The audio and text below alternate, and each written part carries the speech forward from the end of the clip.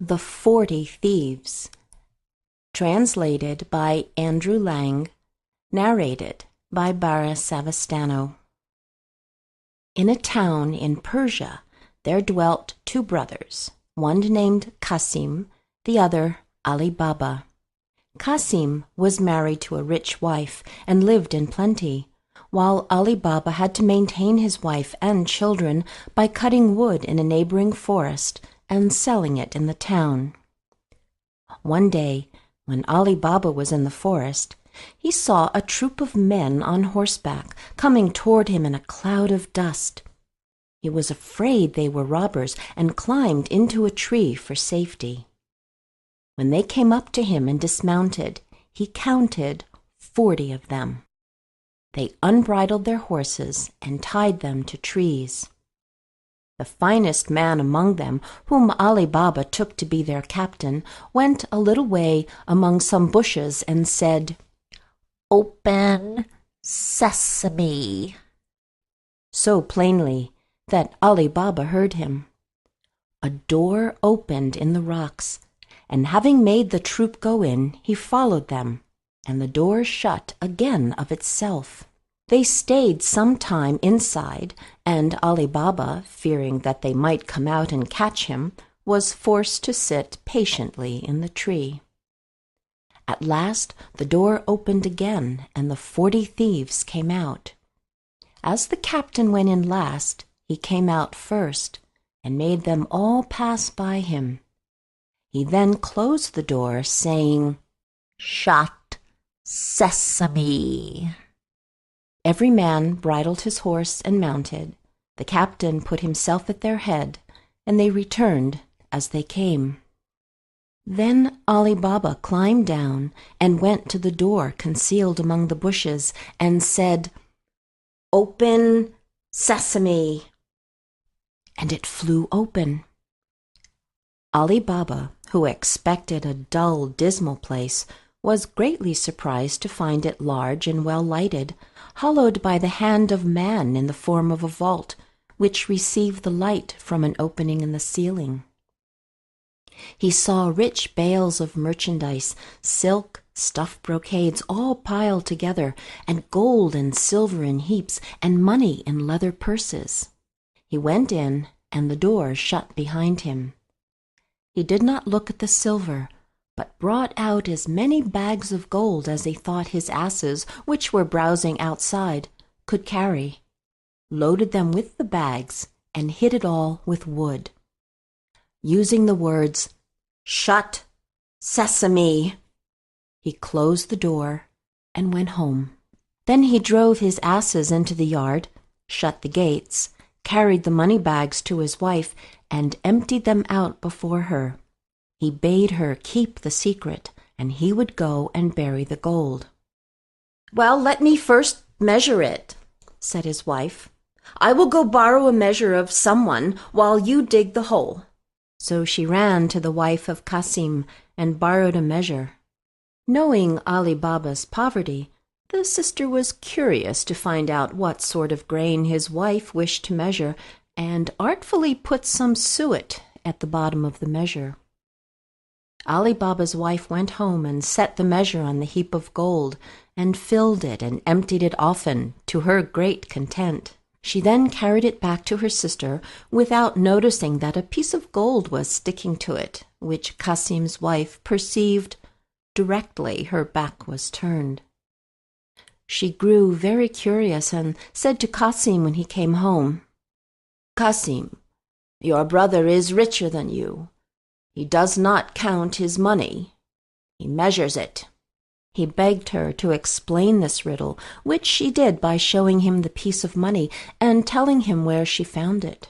Then Qasim grew so envious that he could not sleep, and went to his brother in the morning before sunrise.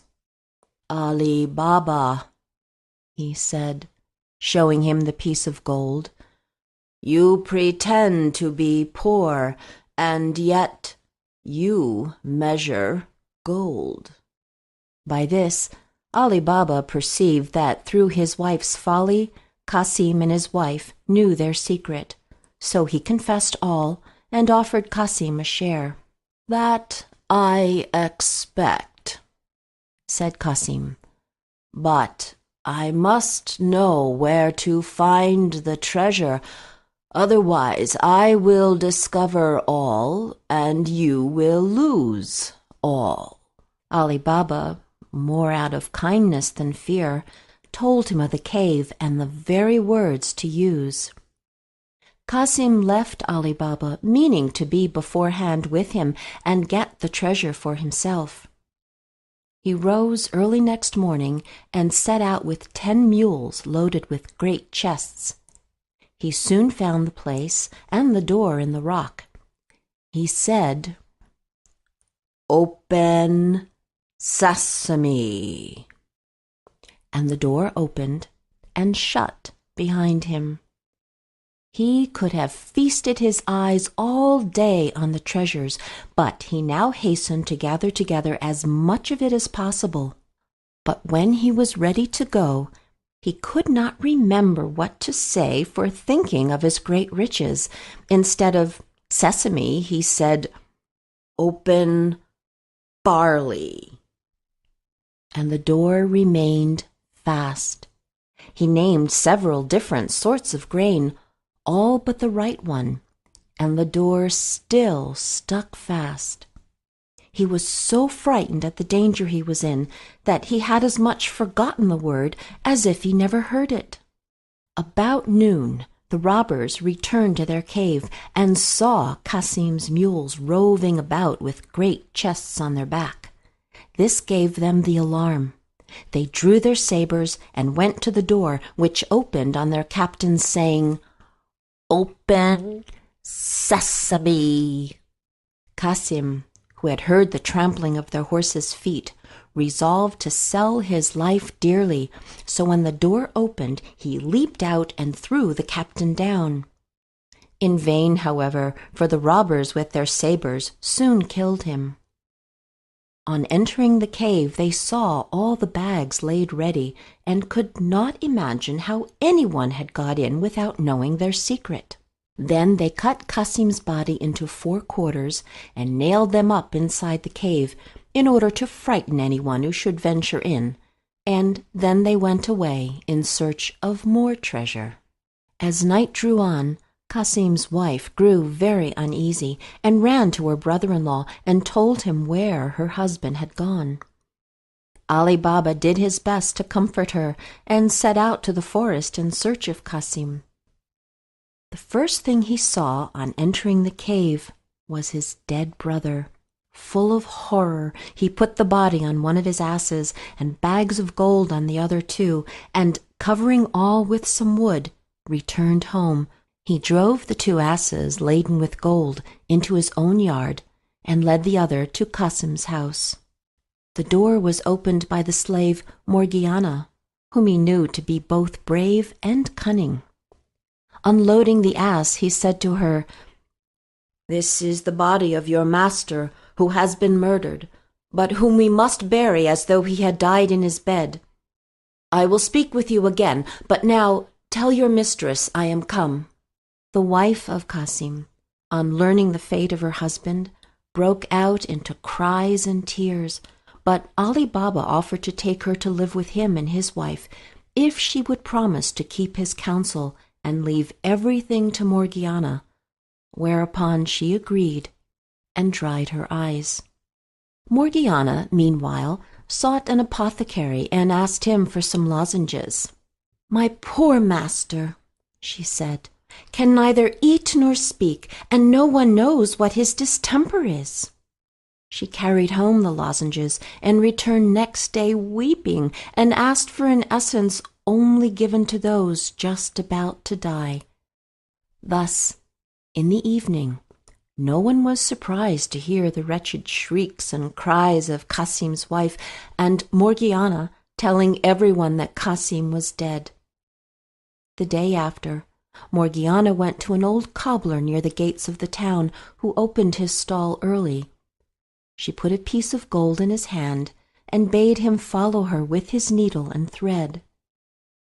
Having bound his eyes with a kerchief, she took him to the room where the body lay, pulled off the bandage, and bade him sew the quarters together, after which she covered his eyes again and led him home. Then they buried Qasim, and Morgiana, his slave, followed him to the grave, weeping and tearing her hair, while Qasim's wife stayed at home uttering lamentable cries. Next day she went to live with Ali Baba, who gave Qasim's shop to his eldest son. Now the 40 thieves, on their return to the cave, were much astonished to find Qasim's body gone and some of their money bags. "We are certainly discovered," said the captain, "and shall be undone if we cannot find out who it is that knows our secret. 2 men must have known it. We have killed one. We must now find the other. To this end, one of you who is bold and artful must go into the city dressed as a traveler and discover whom we have killed and whether men talk of the strange manner of his death. If the messenger fails, he must lose his life, lest we be betrayed." One of the thieves started up and offered to do this, and after the rest had highly commended him for his bravery, he disguised himself and happened to enter the town at daybreak just by Baba Mustapha's stall. The thief bade him good day, saying, "Honest man, how can you possibly see to stitch at your age?"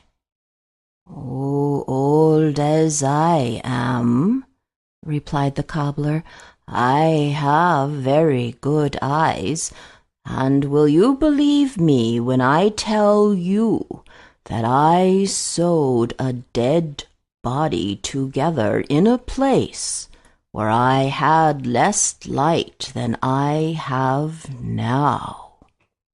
The robber was overjoyed at his good fortune, and, giving him a piece of gold, desired to be shown the house where he stitched up the dead body. At first Mustapha refused, saying that he had been blindfolded, but when the robber gave him another piece of gold, he began to think he might remember the turnings if blindfolded as before. This means succeeded. The robber partly led him, and was partly guided by him, right in front of Qasim's house, the door of which the robber marked with a piece of chalk. Then, well pleased, he bade farewell to Baba Mustapha, and returned to the forest. By and by, Morgiana, going out, saw the mark the robber had made, quickly guessed that some mischief was brewing, and, fetching a piece of chalk, marked 2 or 3 doors on each side, without saying anything to her master or mistress. The thief, meantime, told his comrades of his discovery. The captain thanked him, and bade him show him the house where he had marked. But when they came to it, they saw that 5 or 6 of the houses were chalked in the same manner. The guide was so confounded that he knew not what answer to make, and when they returned he was at once beheaded for having failed. Another robber was dispatched, and, having won over Baba Mustapha, marked the house in red chalk. But Morgiana, being again too clever for them, the second messenger was put to death also. The captain now resolved to go himself, but, wiser than the others, he did not mark the house, but looked at it so closely that he could not fail to remember it. He returned and ordered his men to go into the neighboring villages and buy 19 mules and 38 leather jars, all empty except one, which was full of oil. The captain put one of his men, fully armed, into each, rubbing the outside of the jars with oil from the full vessel. Then the 19 mules were loaded with 37 robbers in jars, and the jar of oil, and reached the town by dusk. The captain stopped his mules in front of Ali Baba's house, and said to Ali Baba, who was sitting outside for coolness, I have brought some oil from a distance to sell at tomorrow's market, but it is now so late that I know not where to pass the night unless you will do me the favor to take me in." Though Ali Baba had seen the captain of the robbers in the forest, he did not recognize him in the disguise of an oil merchant.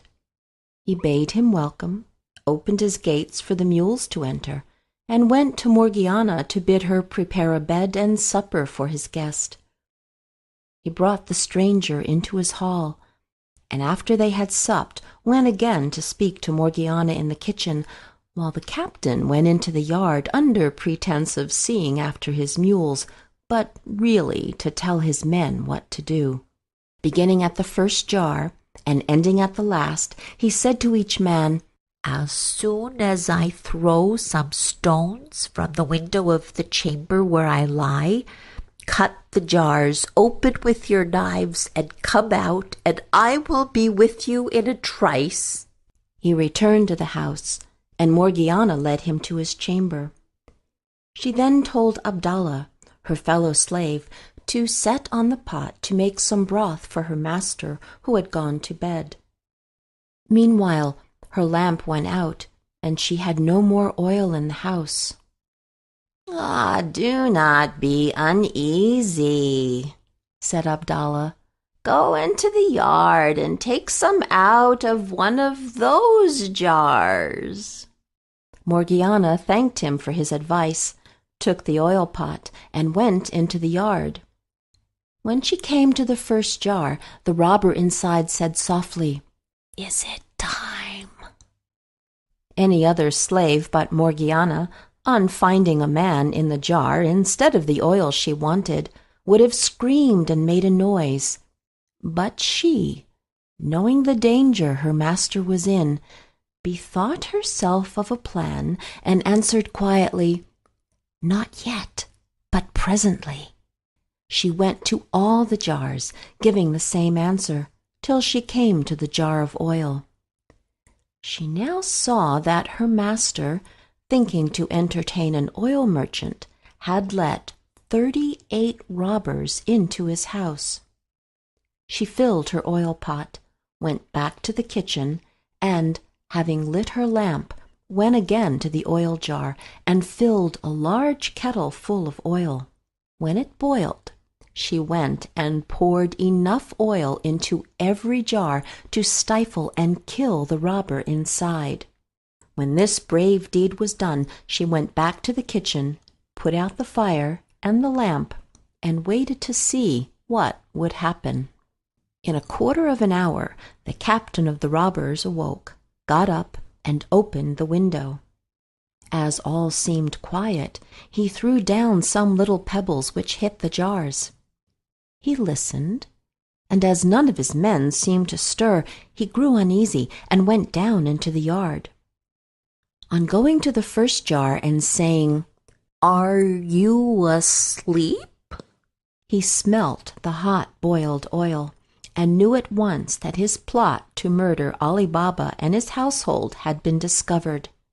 He found all the gang was dead, and, missing the oil out of the last jar, became aware of the manner of their death. He then forced the lock of a door leading into a garden, and, climbing over several walls, made his escape. Morgiana heard and saw all this, and, rejoicing at her success, went to bed and fell asleep. At daybreak, Ali Baba arose, and, seeing the oil jars still there, asked why the merchant had not gone with his mules. Morgiana bade him look in the first jar and see if there was any oil. Seeing a man, he started back in terror. "Have no fear," said Morgiana. "The man cannot harm you. He is dead." Ali Baba, when he had recovered somewhat from his astonishment, asked what had become of the merchant. "Merchant!" said she. "He is no more a merchant than I am." And she told him the whole story, assuring him that it was a plot of the robbers of the forest, of whom only 3 were left, and that the white and red chalk marks had something to do with it. Ali Baba at once gave Morgiana her freedom, saying that he owed her his life. They then buried the bodies in Ali Baba's garden, while the mules were sold in the market by his slaves. The captain returned to his lonely cave, which seemed frightful to him without his lost companions, and firmly resolved to avenge them by killing Ali Baba. He dressed himself carefully and went into the town, where he took lodgings in an inn. In the course of a great many journeys to the forest, he carried away many rich stuffs and much fine linen, and set up a shop opposite that of Ali Baba's son. He called himself Cogia Hassan, and as he was both civil and well-dressed, he soon made friends with Ali Baba's son, and through him with Ali Baba, whom he was continually asking to sup with him. Ali Baba, wishing to return his kindness, invited him into his house and received him smiling, thanking him for his kindness to his son. When the merchant was about to take his leave, Ali Baba stopped him, saying, "Where are you going, sir, in such haste? Will you not stay and sup with me?" The merchant refused, saying that he had a reason, and on Ali Baba's asking him what that was, he replied, "It is, sir, that I can't eat no victuals that have any salt in them." "Well, if that is all," said Ali Baba, "let me tell you that there shall be no salt in either the meat or the bread that we eat tonight." He went to give this order to Morgiana, who was much surprised. "Who is this man," she said, "who eats no salt with his meat?" "He is an honest man, Morgiana," returned her master. "Therefore do as I bid you." But she could not withstand a desire to see this strange man, so she helped Abdallah to carry up the dishes, and saw in a moment that Cogia Hassan was the robber captain and carried a dagger under his garment. "I am not surprised," she said to herself, "that this wicked man who intends to kill my master will eat no salt with him, but I will hinder his plans." She sent up the supper by Abdallah, while she made ready for one of the boldest acts that could be thought on. When the dessert had been served, Cogia Hassan was left alone with Ali Baba and his son, whom he thought to make drunk, and then to murder them. Morgiana, meanwhile, put on a headdress like a dancing girl's, and clasped a girdle round her waist, from which hung a dagger with a silver hilt, and said to Abdallah, "Take your tabor, and let us go and divert our master and his guest." Abdallah took his tabor, and played before Morgiana until they came to the door, where Abdallah stopped playing, and Morgiana made a low curtsy. "Come in, Morgiana," said Ali Baba, "and let Cogia Hassan see what you can do." And turning to Cogia Hassan, he said, "She's my slave and my housekeeper."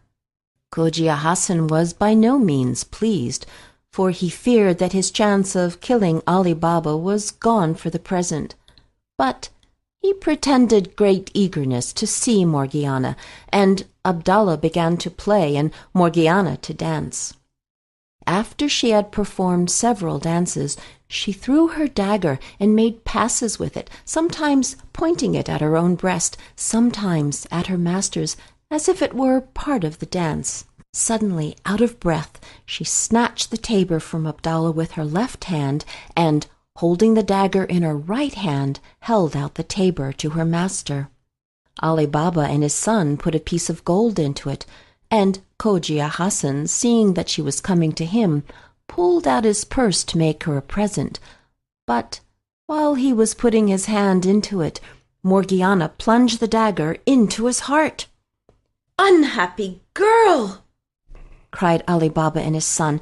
"What have you done to ruin us?" "It was to preserve you, master, not to ruin you," answered Morgiana. "See here," opening the false merchant's garment and showing the dagger. "See what an enemy you have entertained. Remember, he would eat no salt with you, And what more would you have? Look at him. He is both the false oil merchant and the captain of the 40 thieves. Ali Baba was so grateful to Morgiana for thus saving his life that he offered her to his son in marriage, who readily consented, and a few days after the wedding was celebrated with the greatest splendor. At the end of a year, Ali Baba, hearing nothing of the 2 remaining robbers, judged they were dead and set out to the cave. The door opened on his saying, "Open, sesame!" He went in and saw that nobody had been there since the captain left it. He brought away as much gold as he could carry and returned to town. He told his son the secret of the cave, which his son handed down in his turn. So the children and grandchildren of Ali Baba were rich to the end of their lives.